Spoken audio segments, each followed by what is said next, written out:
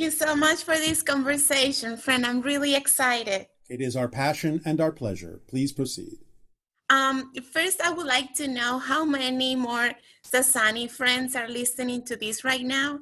At this particular moment, somewhere between 20 and 30 million. Oh, wow. Can I say hi from the earth? And I love the Sasani family. Well, you just did. Awesome. Bashar, I would like to ask about, I recently heard you said in a transmission from some years ago, you were describing the process when you were born on your world Yes. and how you were joined telepathically immediately by everyone and shared and welcome to the world, right? Yes. Yes.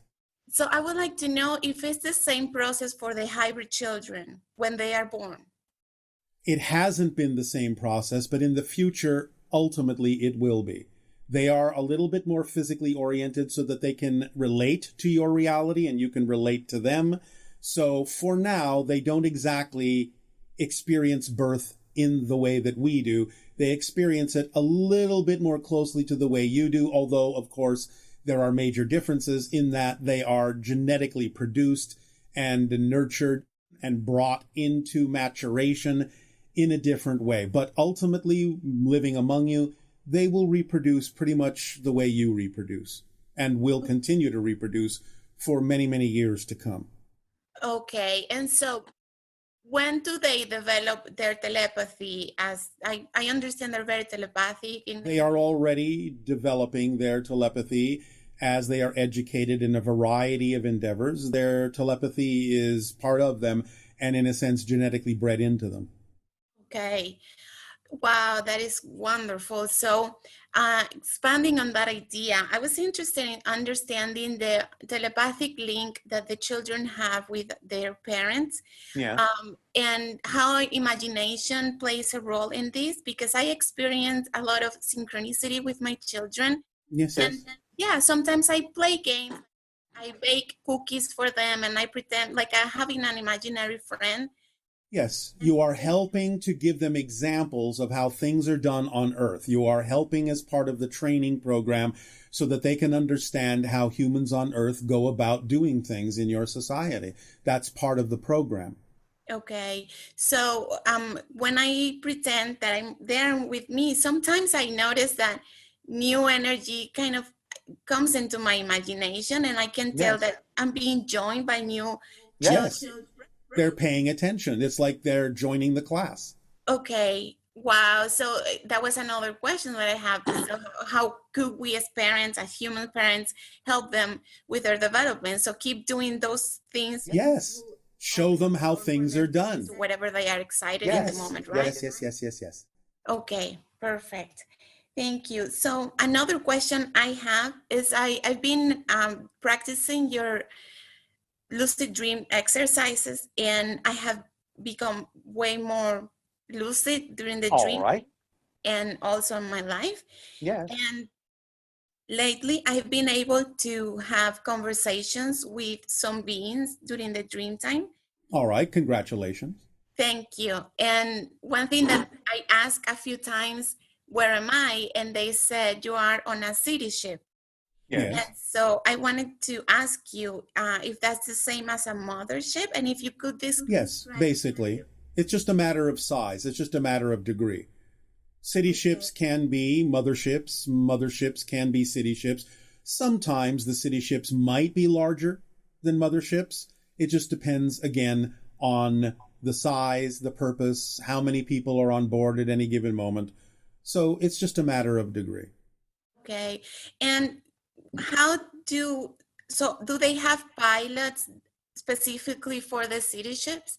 Yes, again, like all our ships, all the way down to the scout ship up to the mother and city ships, there is usually one or a few beings that are telepathically connected, because remember, our ships are grown. They are physical crystallized representations of our own higher minds.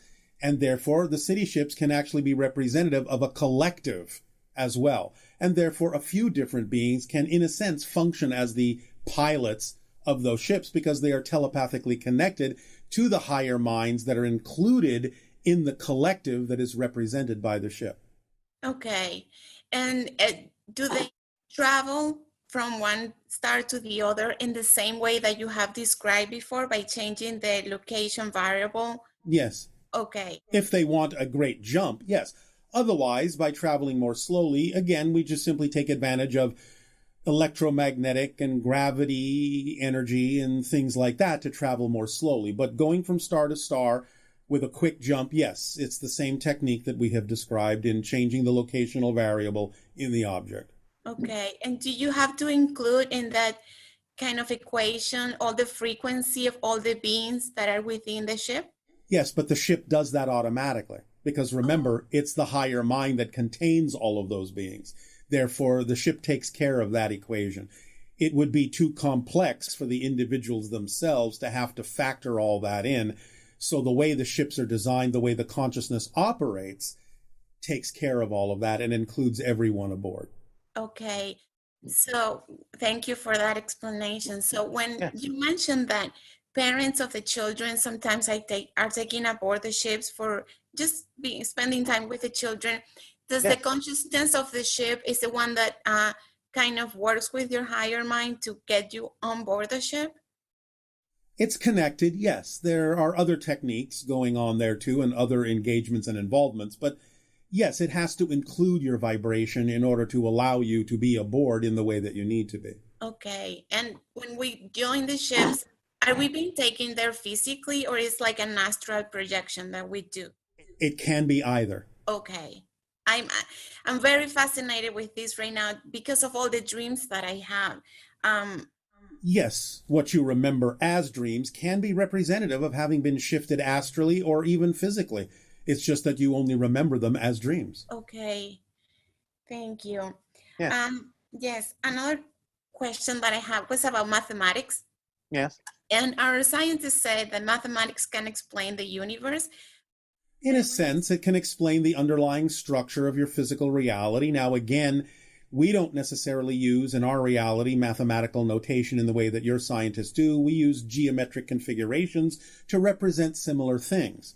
So it's a different language, but it basically represents the same idea that existence can, in its underlying form of expression on different levels, be described by different relationships, mathematically or geometrically speaking, different relationships, different ratios, so on and so forth.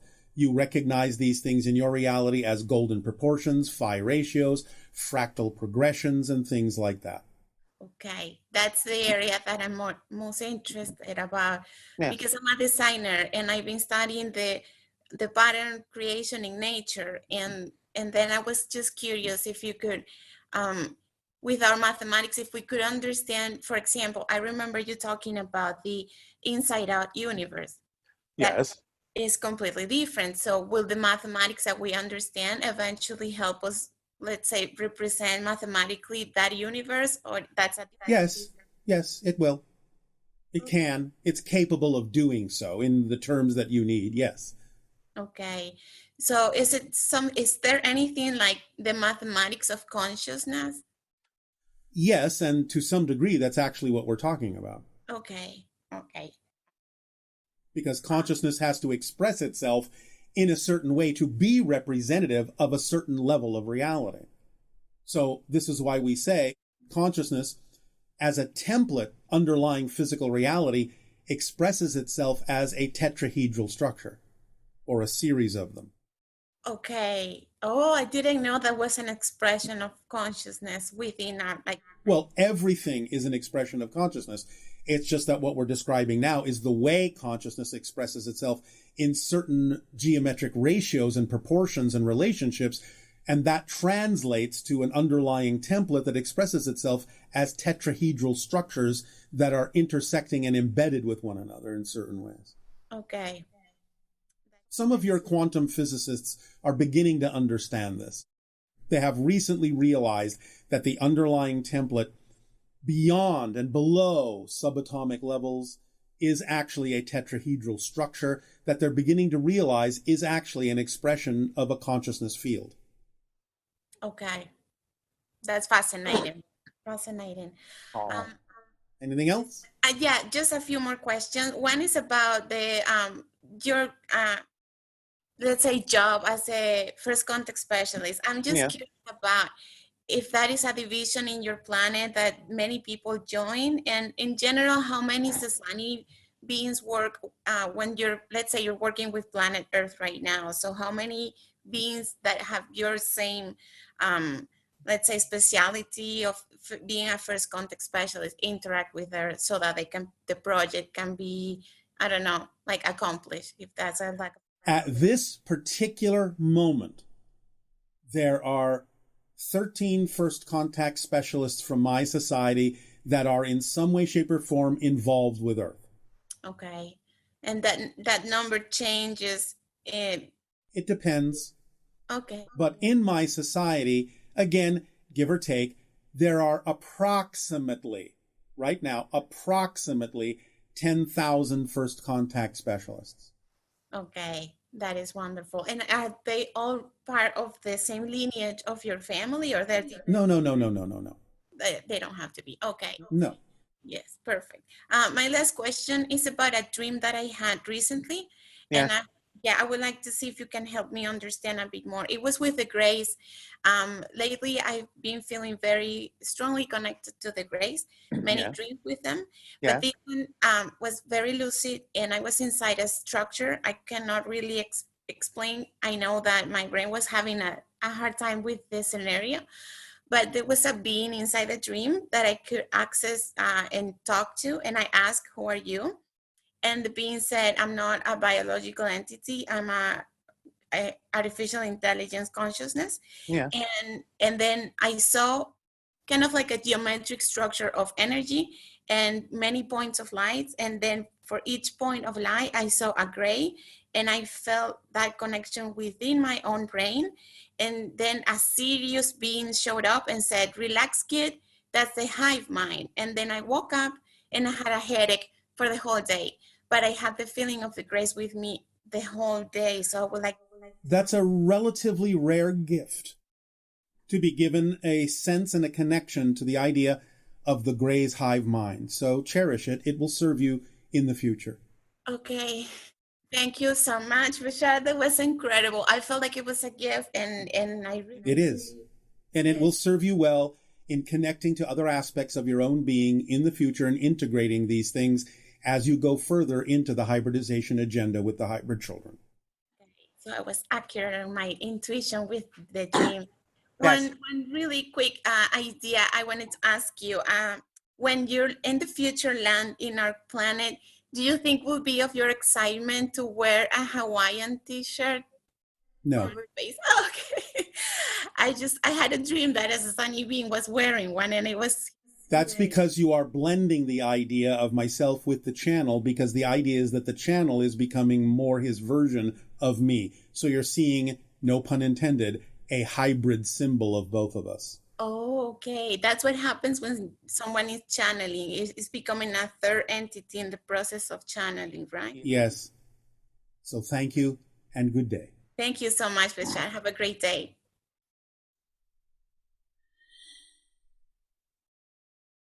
Hello, Bashar. Greetings. And to you, good day. I am so honored and happy to have some time with you. It is our passion and our pleasure to interact with you as well. Thank you. So I have a few questions and one request. So I'll start with the first. I want to say a statement that when you gave the teachings of the eye of the storm, you know, everything was very clear and understood, but it wasn't so real. And I must state that this time, right now, it becomes so real with the awakening. Yes. We told you that 2020 was going to be chaotic and nuts. It's a wonderful nuts. Well, it can be if used that way. Yes, that's the opportunity. Yeah. I mean, I am proud. I have to say as a statement, I'm proud of every person who's in the street right now. Yes. Creating a voice for us. It's a voice. Yes. So participate in your own way as best you can. Yes, thank you. So take you to the permission slip of the passing through the eye of the needle. Yes. one of the items that you said to focus on was focusing on my future self. I think it's step 4 to... Yes. To start being informed by your future self rather than your past self. Yes. So I feel, I understand the wording. I just don't, I feel like I'm there and available, but it's like the nothingness. It's... All right. Well, I'll give you a little assistance with that. All right. Okay. So imagine a version of you in your mind's eye, in your imagination. See how a version of you in the future would be acting differently than you might be acting now in doing everything that you might do in your life. Watch the differences between how that version of you does things that are more in alignment with your passion, with who you truly prefer to be, rather than the way you might have done them in the past. Observe more carefully, no matter what it is that future version of you is doing, how that you is doing it differently than the way it might have been done in the past that's more representative of joy and alignment. And then start mirroring that behavior as closely as you can. You will then form a stronger bond, a resonance connection with the future self. And that means the future self can give you more information that can guide you forward rather than remembering the way things used to be done, which anchors you to the past self, which then gives you information about how things used to be done rather than the way things can be done. So that's a technique you can use in your imagination to see the future self living her life in the way that would be representative of her joy in everything that she may do, whether it's simple things during the day or bigger things, doesn't matter. But the more you mirror the way she does them, the more you will connect to the future self and receive information from the future self that will pull you forward to become that version of you. Does that help? It's the beginning of help. All right.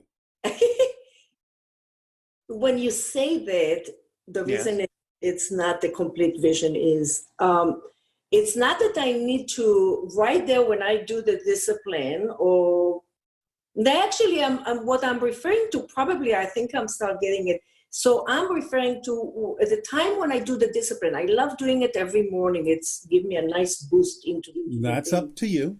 Yes.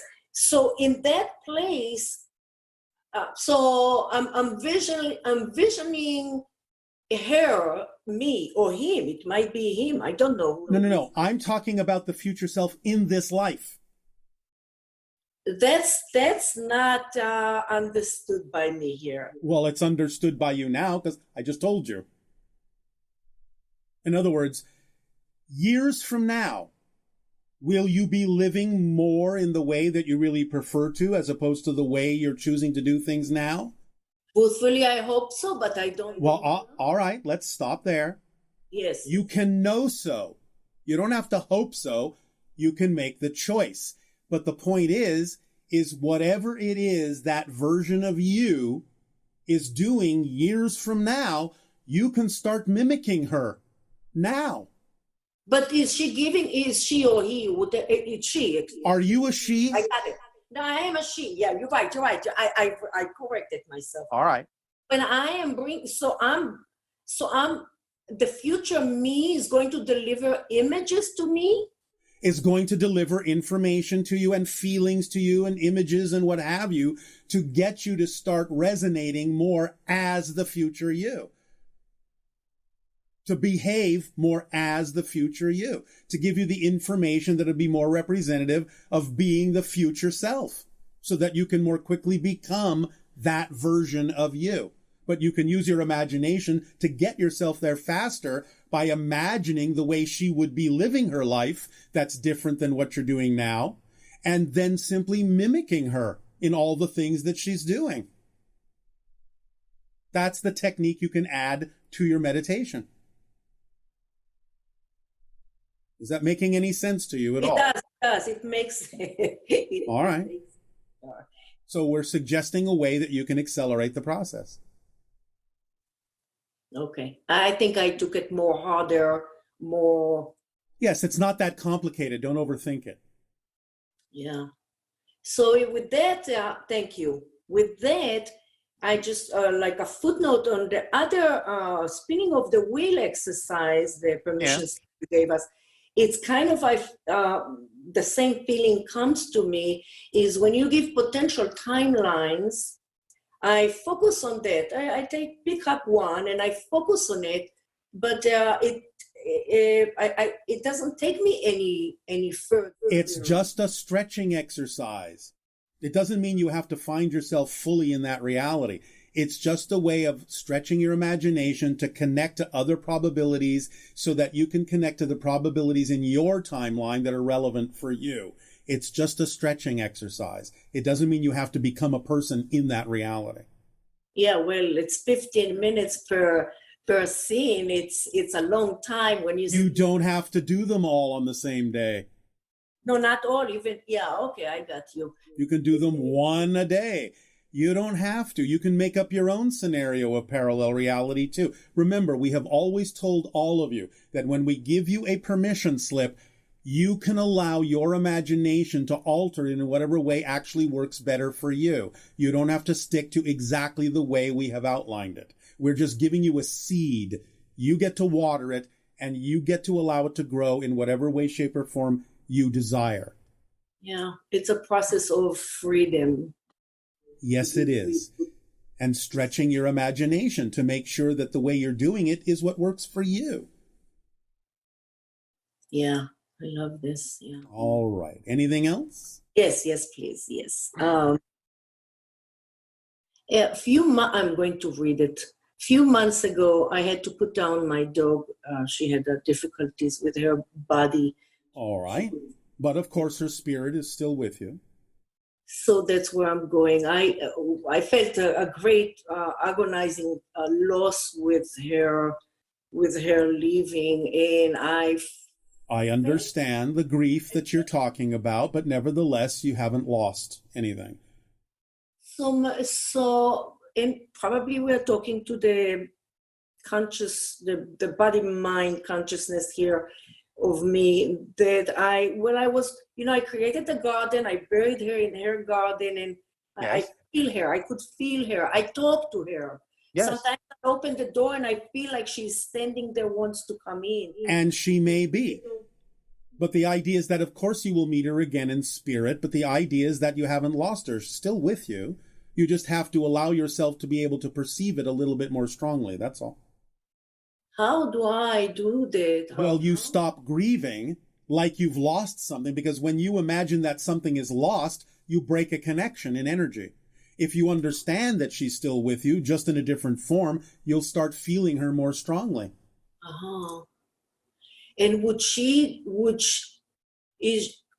does she know? I mean... Yes, of course.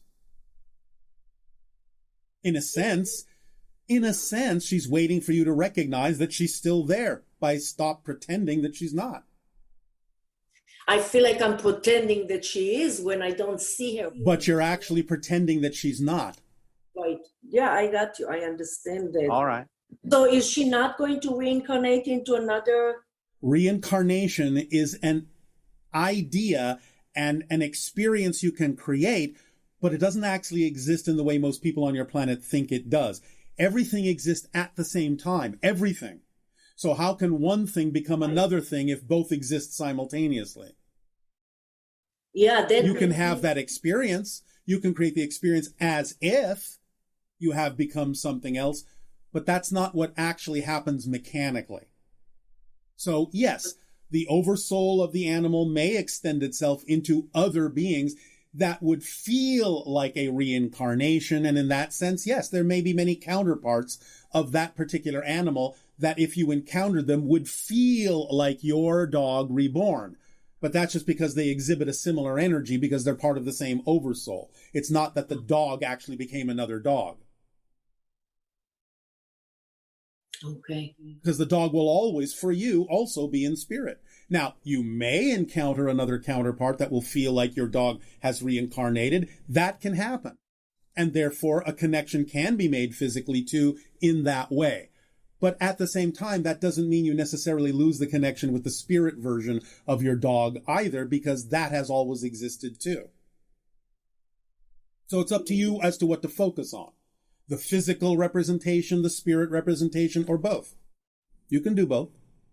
Well, how would I mean, I understand, but I'll still ask it because that's how I feel it. How would I change myself not to be so physical? Like, I want to hug her. I want to feel her. I mean, I feel her in my being, but when I don't feel Because physical reality is a little denser than spirit, you may have to take a little bit more time to be able to relax in a meditative state, to really be able to feel the spirit dog, because it's a more refined version of energy. At the same time, like I said, sometimes in order for people to actually feel the physical sensation, you may attract another counterpart of the same oversoul that you can actually have a physical contact with. So again, you might do both.